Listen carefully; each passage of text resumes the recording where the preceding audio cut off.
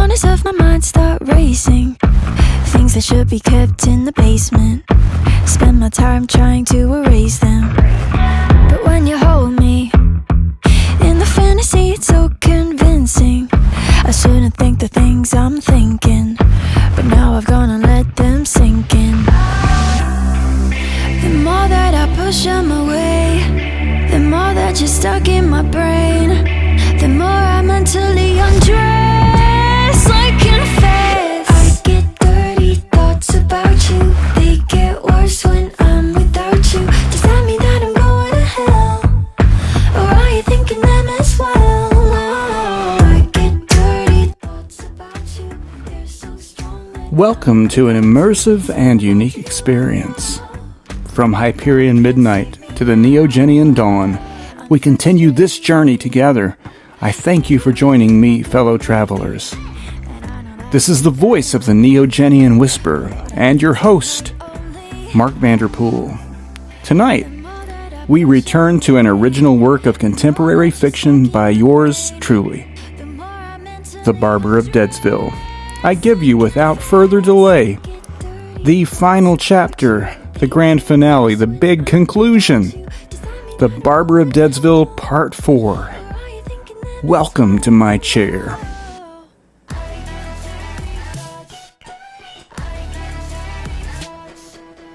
Doing hair and applying makeup in a fine salon for the living, you need to gab like a talk show host to be liked. Build your clientele, avoid cutting off their ears, and survive. But out here in Deadsville, baby, nobody gives a damn if you don't say much, or if you talk, but you don't get it right. It doesn't matter. Plus, I upped the Americans with Disabilities points for Bill, the funeral director, so he loves me.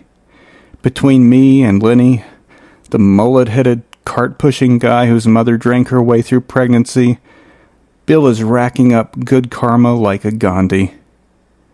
Maybe all this time around death has made him keen on paying in advance, but it doesn't matter. Karma doesn't keep score in blockhead obvious ways. Limping convicts and retired circus midgets and homeless teenagers and refugees from genocide could work here, wheeling corpses in and out, and it wouldn't be enough.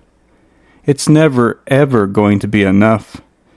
Not for someone like Bill. He's a boss, after all. Much like my last one, but with better ears. And he's a merchant of death, besides. Bill Goodears lets my lack of normal people skills slide. But he is no one to talk to. He's got a well-practiced, fake, funeral home director smile. But real compassion, it's not in him. Sometimes I pass him notes that make his face pinch up, little compliments or complaints or excuses or requests for days off, which he mostly denies.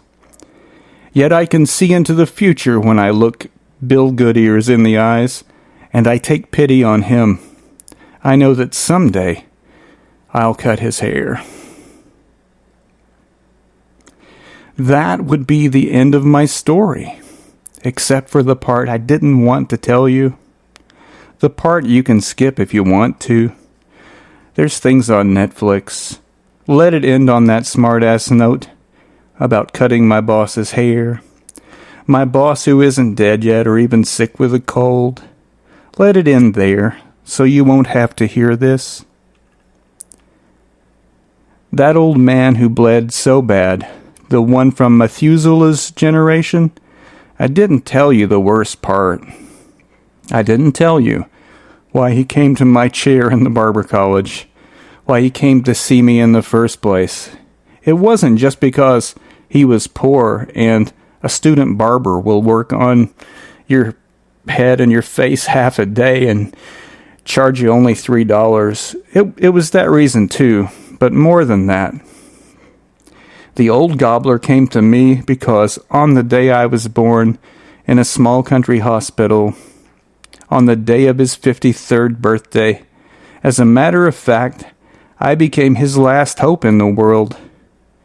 Retired from coal mines and farming, his skin like 90 pounds of saddle leather stretched across an old chair. My father had believed he was sterile until the day they found out my 39-year-old mother was pregnant. She was the only wife he ever had, and the sex thing, it only worked the way he thought God intended it to work that one time. So I was the kid who didn't get good enough grades in school ever to be a doctor. I was the kid who made rude noises in church. I was the kid who didn't work hard enough or long enough when he'd set me to plowing or digging up weeds.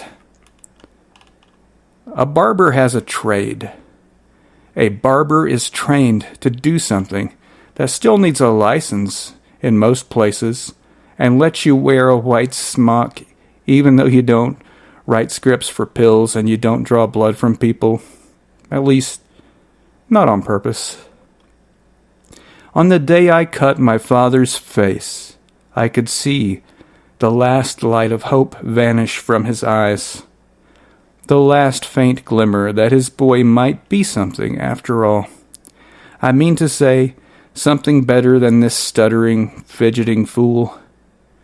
That's the part I was ashamed to tell you. The part too terrible to capture in a clever note that would say, "My father never spoke to me again after that day." Not because he was too cruel to spare a handful of words. If I'd gone up to the old farm, no, he would have.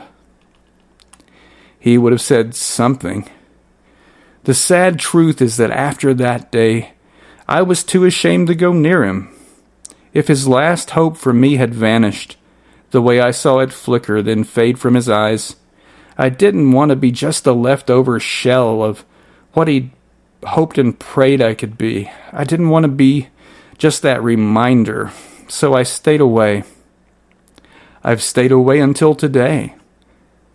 I've missed him so bad, and now it's too late to go tell him because he's come to see me again. He's paid a call, cash-free, at this new place where I work. Here he is at my station again, all trusting, perfectly calm. I cut his hair and I style it just the way he always wore it, just like a photograph. I shave and I don't cut him. He wouldn't bleed now if I did, but I still take my time, and I am as careful as I have ever been. My hands, so much like my father's hands, they don't falter, they don't slip, they don't shake one bit. The razor, it does not slip. It glides across the surface like an artist's brush, like a surgical instrument.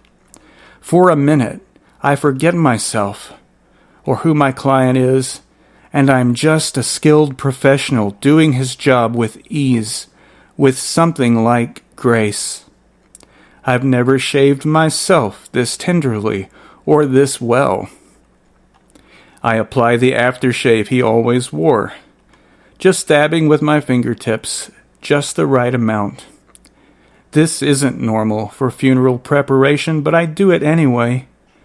I massage it into the folds of his face, every beautiful one, so slowly, so gently. His skin goes smooth under my hands. It's a perfect shave. It's an A+ on the report card of my life. Maybe the first one ever. Maybe the last. Not a nick to be found.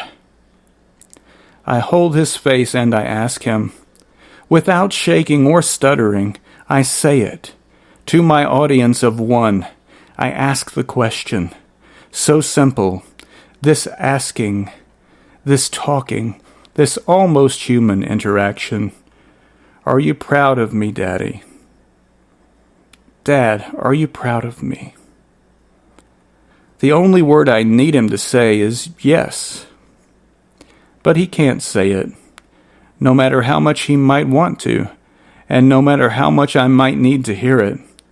So, I write it down. I write it down for him.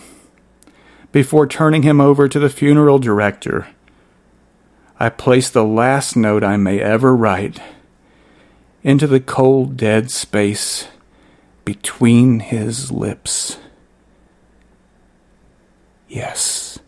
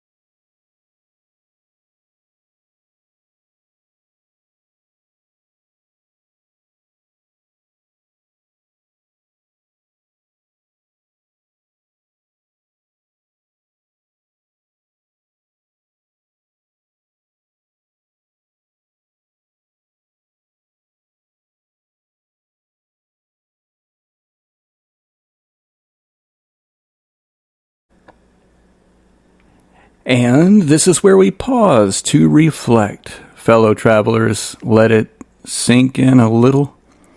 The end of one story is always the beginning of another, or several. Maybe the next story is yours. Maybe one day we all become a collection of stories, and it is in those stories, particularly the fictional ones, where we survive. An alternative place where many of our deeper truths reside. Please like, share, subscribe, and drop a little something in the tip jar if you can. Look for links to PayPal in the description. Your patronage keeps the narrative wheel and the philosophy wheel of this channel turning, and yes, it means a lot. Once again, thank you for being here, and thanks for being you. This adventure would not be the same without you. Ad Astra, and hail New Terra.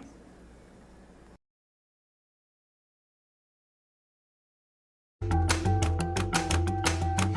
start this off, staring at a blank page, an open office document, a blinking cursor passing days without a single word. Some say it's absurd, like I float along a stream of words unsaid, choosing not to cast my net. But I spend so long questioning myself. If this isn't right, then does that mean I failed? Will my melodies ever live up? Will my metaphors be profound enough? Will I ever outdo myself? The ceiling gets higher and higher, it's harder and harder to shatter. And when I fall worse than I ever did before. Evaluating the damage, no, I just don't understand it. Conflicted by the very air I breathe, a love with hatred laced between. You can see it in my eyes, the child spark light up the night. Constant search for approval, suffocated by refusal. Devouring my skull, but never feeling full. Oh dear, I don't wanna be a burden, but could you please be a little more concerned with the overactive mind of a believer, the toxic thoughts of an overachiever.